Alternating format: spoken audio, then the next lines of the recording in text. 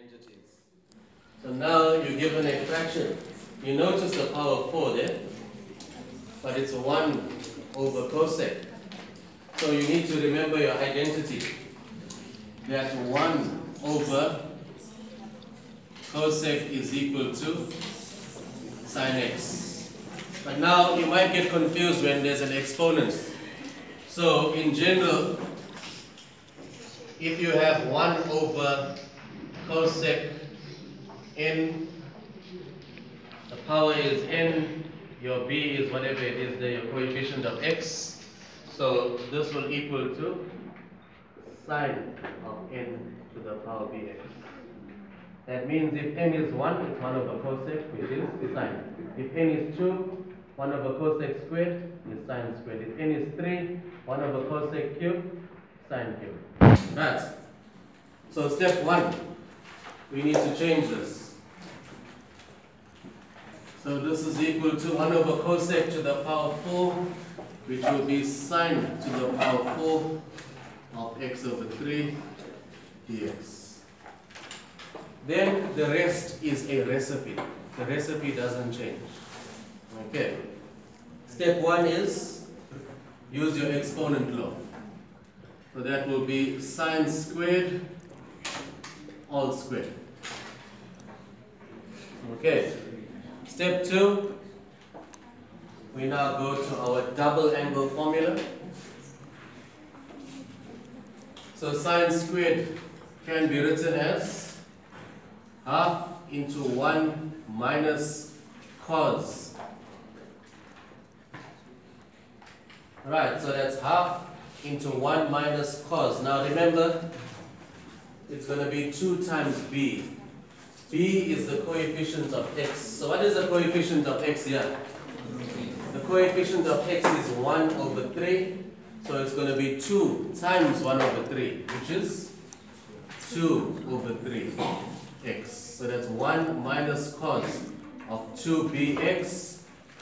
And remember, this whole thing has to be squared. So you got 4. So 2 brackets basically. This is within brackets and this is within brackets also. But everything has to be squared. So now, what do we need to do? We need to square 1 over 2 and then we need to square 1 minus cos. So 1 over 2 all squared, that will be 1 over 4. You can skip that step where I showed you every single thing in detail. Can you see that? In the exam you got no time for that. You just do it one time. 1 over 2 all squared, 1 over 4.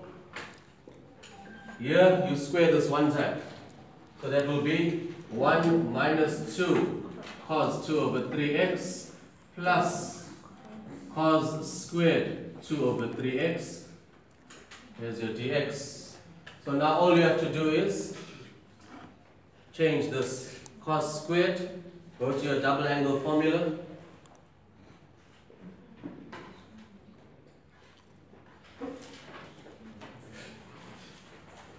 So cos squared, so that will be 1 over 2, 1. Now the only difference is the sign, so that will be 1 plus cos. Now remember, 2b, what is b? b here is 2 over 3, so it has to be 2b, so that's 2 times 2 over 3, which is 4 over 3x.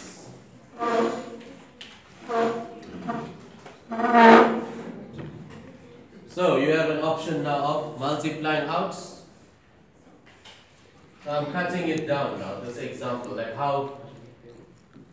what you can do in the exam. So I know that it's going to be half times 1. Okay, here you can see it was half times 1. I told you the recipe doesn't change.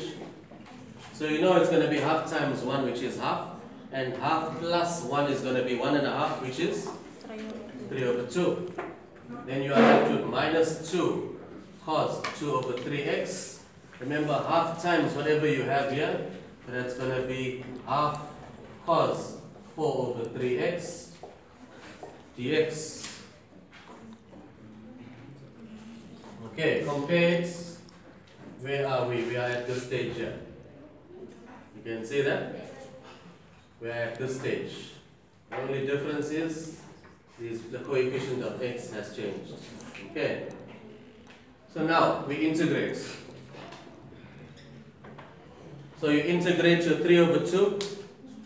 That will be 3 over 2x. Integrate cos.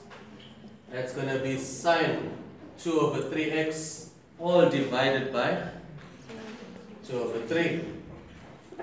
Plus half, integrate cos of 4 over 3. That will be sine of 4 over 3x, all divided by 4 over 3. Plus c. All you have to do is just simplify those fractions. So that is 1 over 4. That's your 3 over 2x. 2 divided by 2 over 3. It's going to be minus 3 sine 2 over 3x. Then we got half divided by 4 over 3. So you invert and multiply. It's going to be half times 3 over 4. So that's going to be plus 3 over 8. Sine 4 over 3x plus c. That's all we need to do here. It takes long, but there's nothing difficult here to do. Just the recipe to follow. Like cooking. Yeah, you know the recipe, you got it in your head, it will always be like that. Okay. Let me give you one to take home.